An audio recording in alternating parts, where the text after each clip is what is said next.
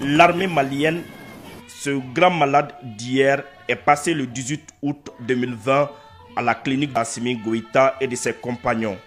Après examen, l'équipe de professeur Goïta identifie la pathologie et prescrit l'ordonnance. Le ministre de la Défense et des anciens combattants rassemble les médicaments et les met à la disposition du général de division Oumar Diarra, chef d'état-major général des armées. Un traitement de choc est fait. La patiente, dont le pronostic vital était engagé, est remise sur pied. En pleine forme, elle reprend ses missions et fait la fierté de tout un continent dans la lutte contre le terrorisme. L'une de ses meilleures stratégies que les terroristes n'arrivent pas à cerner, ce sont les actions des groupements tactiques interarmés. Les prouesses de Kamandian sur le terrain sont jusqu'à présent chantées par ceux qui vivent en toute tranquillité sans la peur au ventre. Évoluant dans l'ombre, le lieutenant-colonel Amadou Kassambra et ses hommes terrorisent les terroristes. Ils surprennent les forces du mal comme la lumière du jour surprend les oiseaux nocturnes. Lors de son passage dans la capitale, nous avons rencontré le commandant du JTIA Kamandian.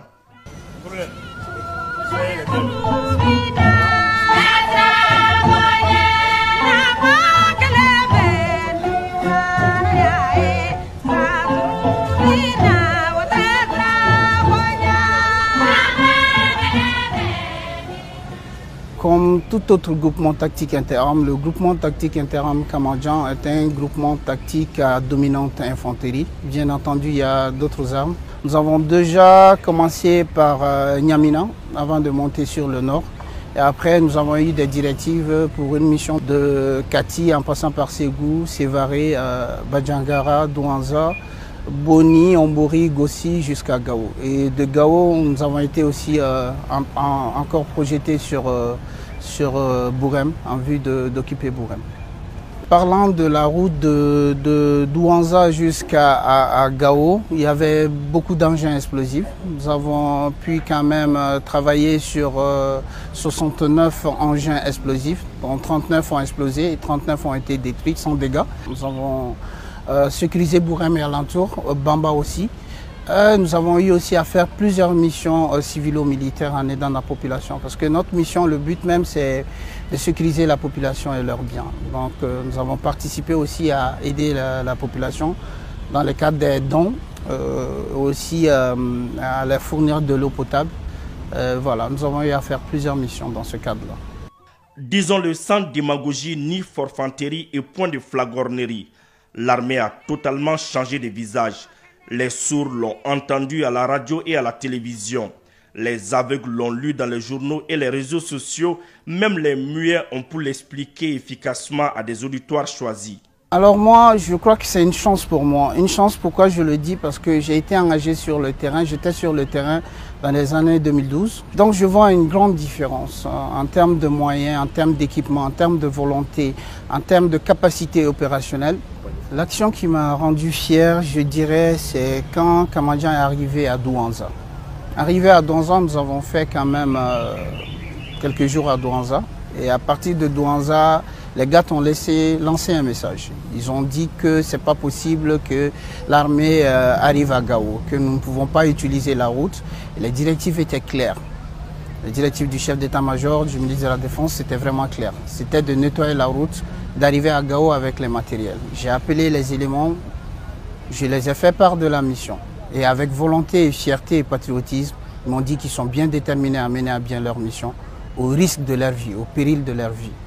Et je crois que cette volonté ou le moral que mes hommes avaient, c'est pas gratuite. C'est par rapport à tout ce qu'ils avaient comme moyen. On n'avait pas vraiment le droit d'échouer. Et raison pour laquelle je dis que c'est cette action qui m'a beaucoup plu. Et nous nous sommes lancés sur la route. Et nous avons exécuté notre mission avec détermination. Et nous avons pu amener tous les matériels à Gao. Nous avons eu beaucoup de difficultés, notamment des engins explosifs voilà, qui ont explosé, des engins à effet dirigé aussi qui ont été dirigés sur nos véhicules. Mais voilà, ce qui est vraiment remarquable, c'est que les hommes ont fait face. Nous avons tous eu à faire face et nous avons détruit et neutralisé tous les gardes qui étaient sur la route. Les terroristes sont des nègres qui cherchent à se faire passer pour des géants. C'est mal connaître nos hommes qui sont prêts à relever tous les défis, quitte à boire le calice jusqu'à la lie. Le message pour moi c'est perplexe, complexe mais assez simple. Le message c'est quoi? C'est de soutenir leur armée.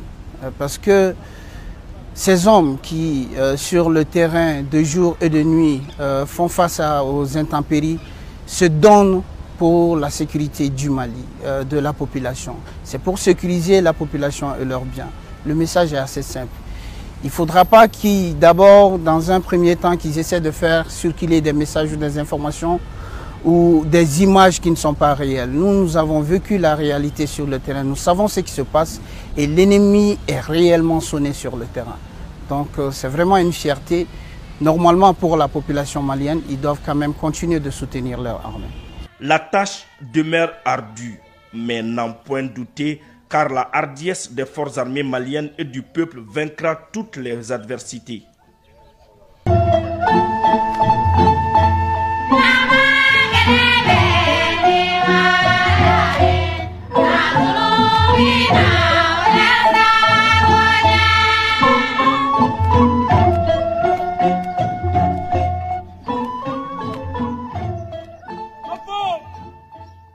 Mariam Sangara et son équipe de défense citoyenne vous proposent ce soir une réalisation audiovisuelle des hommes sur le terrain des opérations et quelques matériels acquis au cours de ces 4 ans de transition.